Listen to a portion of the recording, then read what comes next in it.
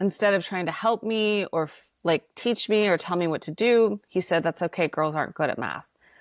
And then when I got to college and I went to school in Washington State, and it's minimum requirement of math, even for social sciences, Calc 1. And I was terrified. I was like, I have no clue. And I got a tutor and I figured it out. But I recognized that Yeah. that fifth grade teacher had changed how I felt about my ability to do math for 18 years of my life. Hi, everyone, and welcome to another episode of From a Woman to a Leader. I'm your host, Limor Bergman Gross, and today I'm excited to speak with Tori Jenae. And one sentence from a fifth grade teacher, and then 18 years believing she wasn't good at math. And I have my own version of that story. A high school teacher who told me I couldn't write.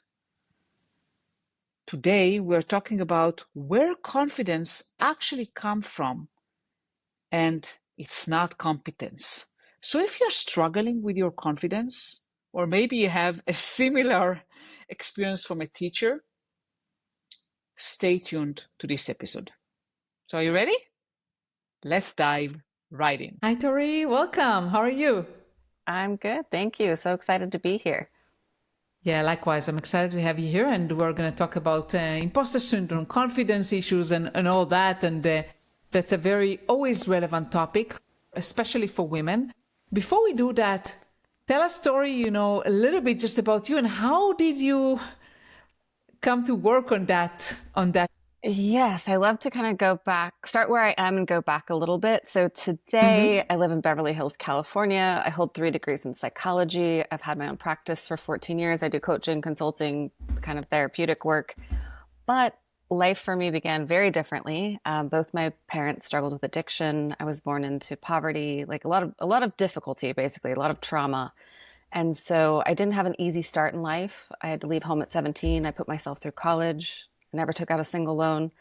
And I got into corporate young and early, and I wanted to be successful. And so I saw, being a young, half Mexican woman, how challenging it was to like push my way through and be confident. I was the head of HR by the time I was 30 for a 7,000 person Wow. company.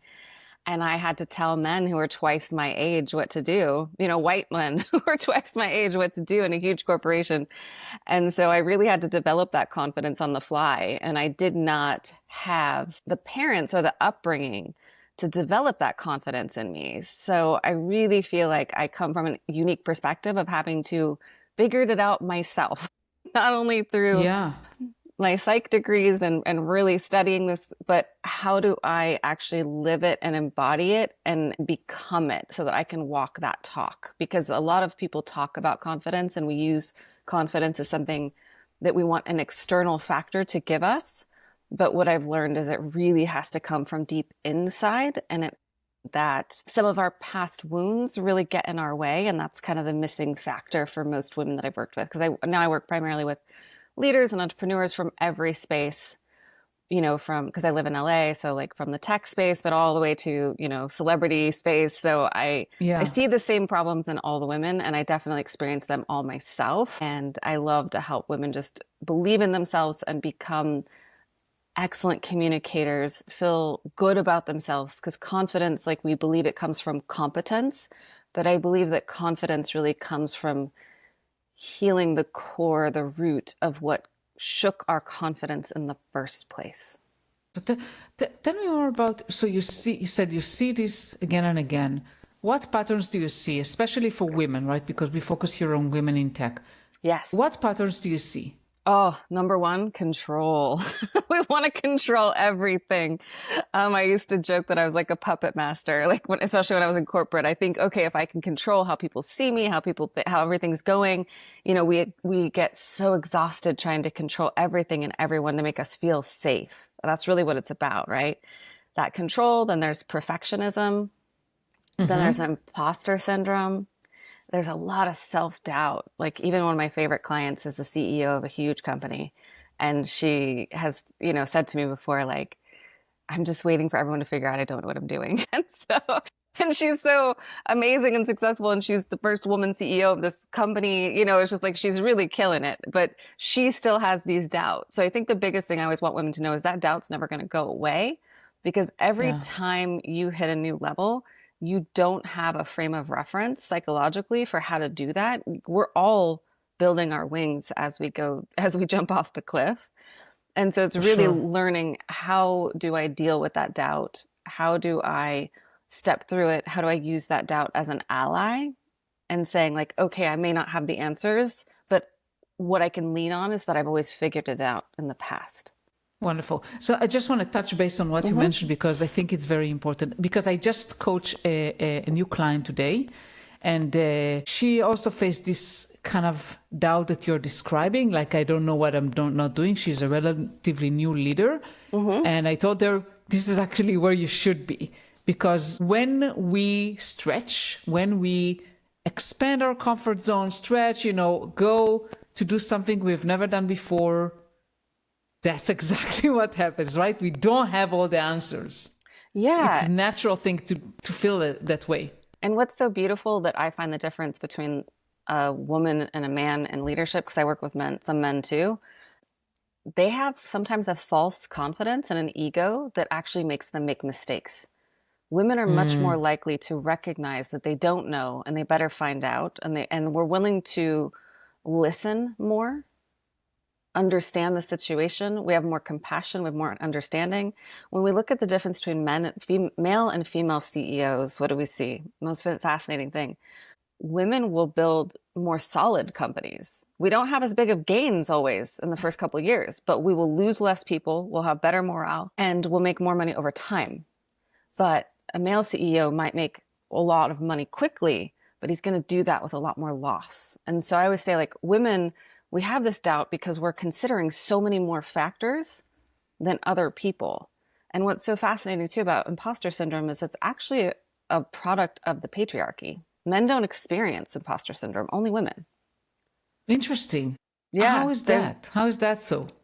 they believe, I heard there's this woman out of Harvard who talks about it, and she says that from the research she can find, just like things like hysteria in the history of women, us having emotions was a negative thing. Living in a male dominated world where it is just expected that they do all these things, that was never put on us, right? Like being successful, having money. Women forget we've only had financial power for, like, my mom couldn't have a bank account legally in the United States. That was until 1974. So right before I was born, she couldn't have only her father or her husband could have that bank account. That's not very long for women to have financial power. So there's a lot of like doubt baked into us from like just being a male dominated society where men rule power and money. We're new to walking into that. And again, we're considering all these different factors, but they found that only women experience it. Just like only women will apply for a position where they feel like they have 80 to 100% of the required factors, a man will apply when he has less than 50. There's just an innate Yeah. confidence in being a male that is not present in us. And so we have to remember that that's just almost like a product of our society. It's like a cultural expectation on all the ones we have on our bodies of what we should and shouldn't look like, right? It's the same kind Yeah. of thing. It's like we should, it's like we can't be too successful, we can't be too smart, we can't be too this or that. It's like we're put in this box, and that's kind of what we have to recall is that all those societal expectations are put on us. And so it's really getting to the core of who am I, what are my gifts, and how do I really lean into that and then look at the parts of myself that create more doubt. So things like as simple as, if I had a really critical parent, then I can be really critical on myself. So I've got to start healing those wounds because those deeper things can really cause me a lot more pain in that process of becoming more willing to put myself out there, more willing to speak up in meetings, more willing to take ownership of my team or tell that really difficult team member, have that tough conversation with them because I used to have a staff of 27. So I know what that's like. And I did HR for 12 years. So it was, I had, gosh, I probably fired 2,000 people. I remember they flew Wow. me on a private plane to Las Vegas for one day just to fire some woman. And she freaked out and threw stuff at me and told me she just bought a boat, and it was awful. So I know what Oh it's my like. So goodness. I always just share my experience because I want people to know that like I've done the really hard things. Like I've been threatened. Someone told me they were going to bring a gun and shoot me. Like I've been through hell as a leader. So I know like the kind of confidence that you have to cultivate is literally, I like to say, it's from the inside out. So what helped you? Because obviously you came from challenging upbringing, right? Mm-hmm. And you built everything on your own. You didn't have the support system of your family. What helped you gain the confidence? I think the biggest thing of confidence really comes down to like for my story particularly was correlated to resilience. The one thing I could always lean on was that somehow I always figured it out. And that was kind of my mantra. And that's what I have a lot. Like I said, like with a lot of us, we don't have the confidence that comes from knowing what to do yet. We don't have it from competence because we haven't done it before, right? If I just get promoted to CEO, I've never done that before. I have no clue what that looks like. And now I'm terrified. And it's just like when we're a kid and you go into the next grade, you have no clue what to expect and you get freaked out. So it's like looking at your past experience and saying, like, when have I been in a situation? Like I love to have women do this exercise. I have them write out like what I jokingly call their badass list.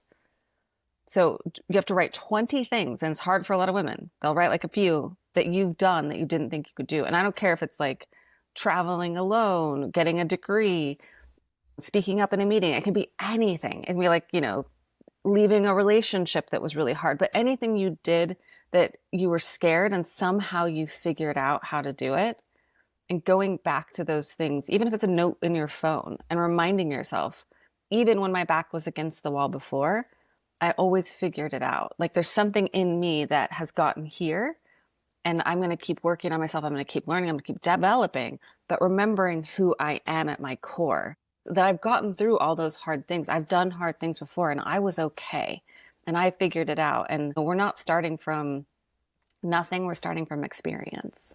Definitely. Yeah, I like that 20 list. I'll go and try to make it. Several things come to my mind, but I don't know if 20, but that's an interesting exercise. I mean, I wrote that out and it was like, there was, like when I was 19 years old, I moved to Japan alone. I was just like I did a lot of things that I have to remind myself of, like, and starting my business, like, was terrifying. I left a 6-figure job that I'd worked really hard to get to, and a 12-year career ladder that I built, and I burned it all down to start a business, and I made like $30,000 my first year. It was not a good situation. But, now I have a thriving 6-figure international business that I work how much I want to work, and business comes to me. So it definitely, that I always believe like the more internal work we do, the more successful we become. The better I know myself, the better I know my limitations, my patterns of doubt, my self-belief, like what do I think about myself? Like I actually didn't think I was that smart growing up because of my situation. We moved so much. And so I would be in a different school all the time. Kindergarten through like grade 7, I went to 6 or 7 schools. So every year I was starting over. We were at a different place. So I really didn't think I was all that bright. And that was like a challenge. In college, I actually had to like deal with that belief because I took an IQ test and it was actually the opposite. It wasn't true. So I had some empirical data to prove it, but it was like that belief in myself that I wasn't smart. I really had to work on, and so that I would speak up in class. And then I graduated top of my class in college. Wow, that's incredible. So what for a woman that listens to us and said, okay, this is me, like I think I'm not smart enough, I'm not talented enough, I don't know how to do it, whatever it may be. Mm-hmm. We said, okay, make this list of 20 things that you have done. What else you can do? So now we've got the list of the positive things that I've done. Now we've got to also do the kind of opposite, which is what are the things, like just do a brain dump. I just say like, write and say like, I really want to be a successful leader making X amount of money, something really big, like where you want to go, and see what you start writing. Like, but I'm not smart enough, but I don't have what it takes. Like but I don't want to, a big one I see too. I don't know if you've seen this, your practice, but like sometimes we want to be more successful, but we're also afraid of working harder than we already are because we're already pushing so hard. It's like, I don't know, like we kind of equate success with working even more. And so that can also be a big block. So once I know like what those core fears are, or that belief about myself, now I can start addressing that and saying like, when you give the brain a question, it wants to answer it. And there's like, I believe in doing like EFT tapping, energy, like breath work. Affirmations can help some people. I don't think they help everyone psychologically. They're slow, but it's just my form of affirmations was always like when I was in that doubt spiral, like what's one step out of it? Like I said, if I was really doubting the crap out of myself, because believe me, I had, especially when I started my business, I was like, oh my God, I've ruined my life. I quit my career. Like I made like a quarter of the amount of money I've made before. And I used to tell myself like in those moments, like, okay, somehow I've always figured it out and I can always find another job. And so that's kind of how I teach like affirmative work. It's like just talking myself into a level of safety that doesn't make me shut down. Because that's what we do a lot of times as women is we get so freaked out, we shut down and we stop moving forward. But once I see in my like aware, I always say there's the ABCs of healing. I have to have the awareness of what my core fears or beliefs are. I have to see in myself that I don't think I'm enough. I don't think I'm smart enough. I don't think I'm talented enough. I don't think I can work hard enough, whatever that is. Then I can see like that, okay, that's a belief that I have. How is that not true? I can start to challenge that in myself. And I can also say like, what are the decisions I need to make to become the woman who doesn't do that? Like I used to be someone who could never take her supplements or get to the gym on time. Or, just like there was things about me, like I was very driven in some ways, but when it came to my health, I was not good about it. And then I had a health crisis and I had to get really clear about it. And I remember being like, what's the kind of woman that I need to become to be successful in the area of health? And I completely healed my Addison's disease, which every doctor said I could not. And now I take 35 pills a day. I drink shakes, I take collagen, like you name it, I do it because I had to like, again, small steps. I love to tell my clients, if you get 1% better every week, at the end of the year, you're 50% better. So make those small tangible steps of saying like, okay, I don't feel smart. I don't feel like what my opinion matters. I don't feel heard. Now I can look at the root causes of that. Is that from my childhood? Blah, blah, blah. Of course, we can do that depth work. But if I want to just move quickly and not worry about that too much, you can say, okay, this week I'm going to speak up in one meeting. I'm going to put one idea out there. I'm going to send one email. Like the more we practice seeing that I did something and it was scary and I was successful or I was okay, the more we build that internal muscle. Yeah, I absolutely agree with you. I also believe in small steps forward and the one thing that you feel uncomfortable with and do it enough times and you stretch yourself and you stretch your comfort zone. Yes, and I love to explain to people why big swings don't work. It's not that anything's wrong with us. It is actually our brain is designed to keep you safe. And what is known is safe, even if it's not healthy. So the best example I can give you of this is exercise. A lot of people will try to make huge sweeping changes in their health. Like they'll be like, okay, I'm gonna eat less food. I'm gonna work out more. I'm gonna do all these extreme things. The body literally thinks, she's trying to kill me. We're eating less food. We're working out. We're expending more calories. We don't feel good. We're sore. We're tired. Yeah. Like, why is she trying to kill me? So what I'm going to do is I'm going to start giving her a lot of fear and doubt about this. And I'm going to kind of save us by sabotaging her. So that's why the first couple of weeks of your workout routine, you feel great. And then all of a sudden you start saying, oh gosh, it's 6 a.m. I don't want to give up. The kids were up last night. Oh, I'm so sore. I just need to take a couple of days off. And then you start to slide back into your old routine. That's not that you're weak or you have bad discipline, any of that. That is your brain trying to keep you safe. And she does it with everything. They found in research that people could make changes more easily on vacation because their brain couldn't tell what was different in their routine. So we are hardwired for safety and security. And when anything changes or feels scary to the brain, it doesn't have the understanding that this is like not going to kill us. It just knows that it scares us and it's fear, so therefore it's all bad.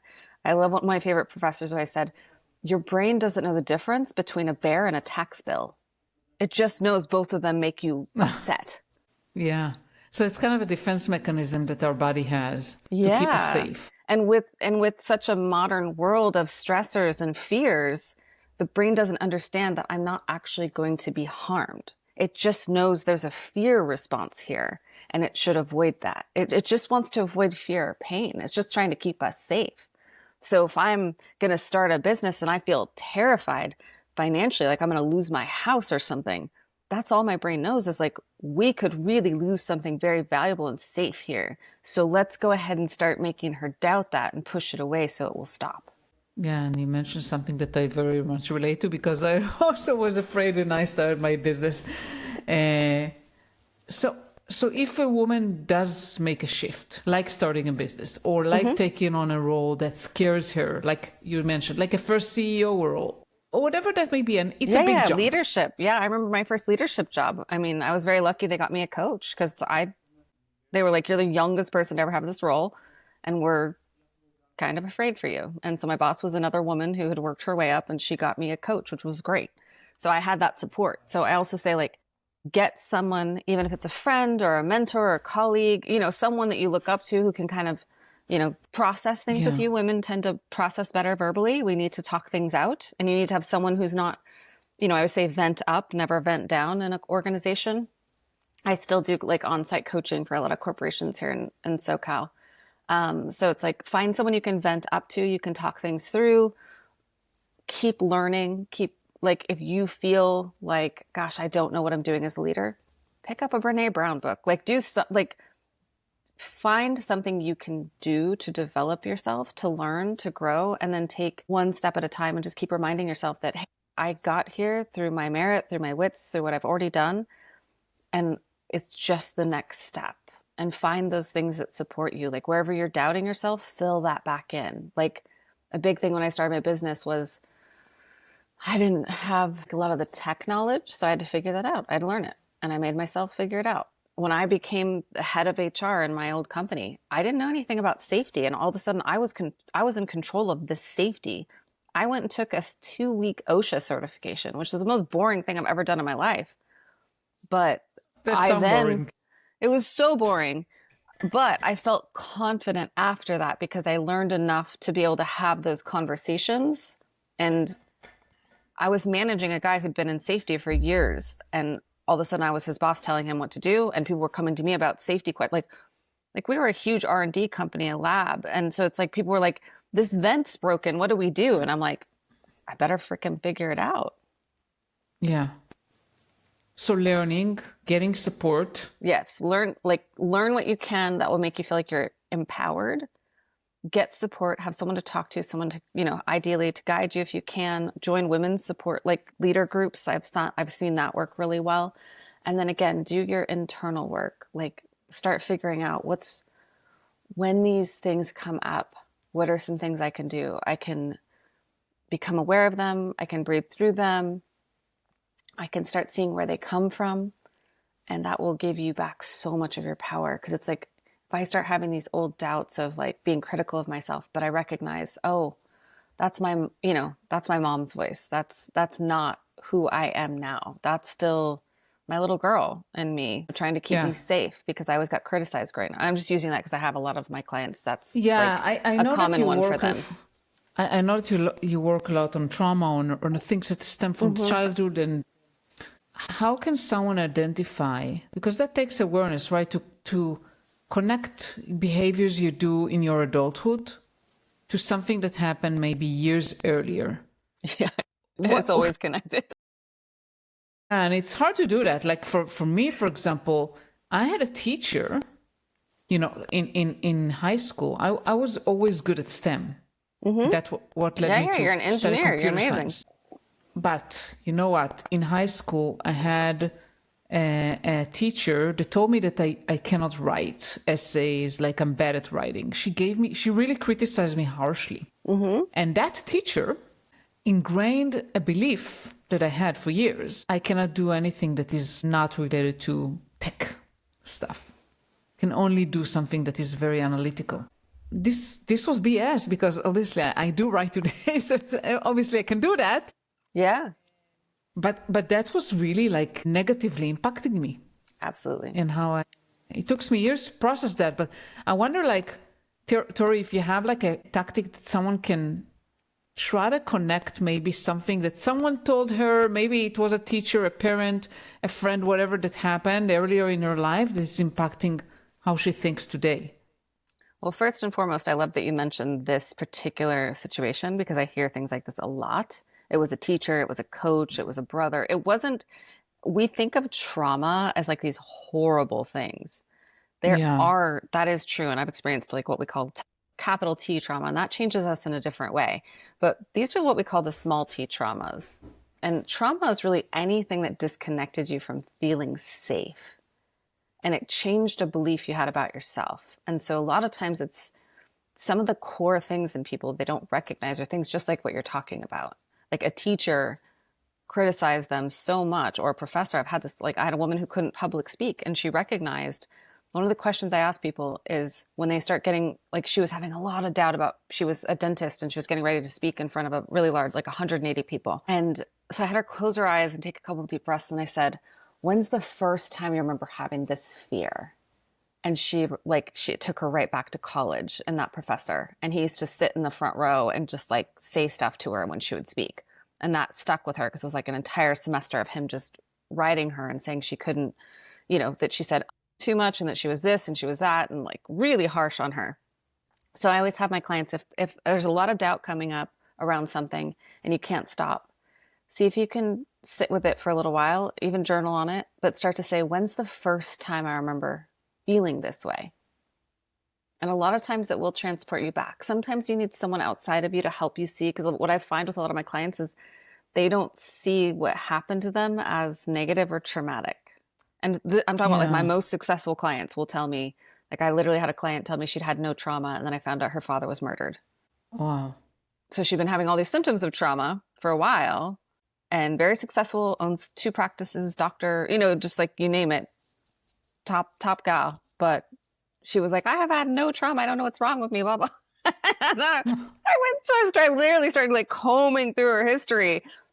She kept saying like, my father passed. And I thought, okay, but then I find out how he passed. But she didn't even, as a doctor, did not see that as a trauma. Yeah. So you really have to Yeah. open your mind of seeing like, what has happened to me? Even if you write out a list of like, what are all the things in my life that happened? Like just journal on them, where it really shook my self-doubt. Sometimes I have people reflect on that too.